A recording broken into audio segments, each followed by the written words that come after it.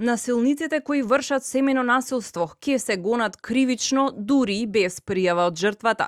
Тие ќе можат да бидат пријавувани од очевидци или сведоци на насилството, а институциите ќе мора да постапуваат по пријавата. Преку новите измени во кривичниот законник кои ги најави Министерството за правда, со што насилниците ќе се гонат по службена должност.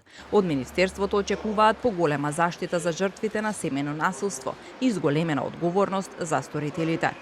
Со измените и дополнувањата на кривичниот законник се врши редефинирање на кривичното дело телесна повреда од член 130 со отстранување на гонењето по предлог во случаи кога делото е сторено при вршење родово базирано насилство, насилство врз жена или семејно насилство, или од омраза или спрема лице кое е посебно ранливо поради неговата возраст, тешки телесни повреди или душевни пречки или бременост, со што овој облик на делото ќе се гони по службена должност согласно одредбите од Истанбулската конвенција.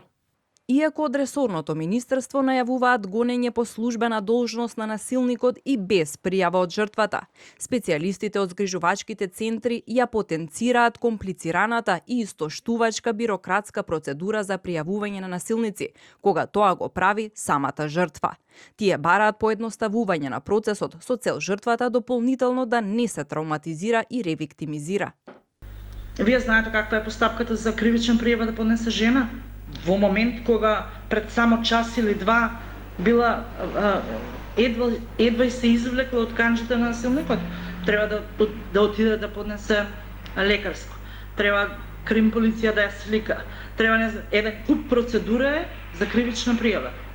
Не може вие ја земал полицискиот службеник, ја затекнал во каква состојба, значи навистина во лоша физичка состојба и психичка состојба, и не може да вие за едно сам време после да испрашувате. Утре се бајне да ја однесат јавно обвинителство, па истата изјава да ја дава.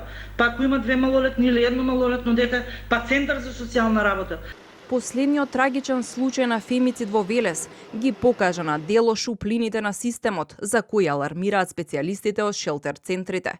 И покрај тоа што Росица Куцева 5 пати го пријавувала Илија Стефановски, институциите не ја препознале ургентноста на случајот и не реагирале доволно итно, што доведе до фатален исход. Само во последните 5 години, најмалку 20 жени биле убиени како резултат на континуирано родово базирано насилство и покрај тоа што фемицидот е препознаен како посебно кривично дело уште од 2023 година.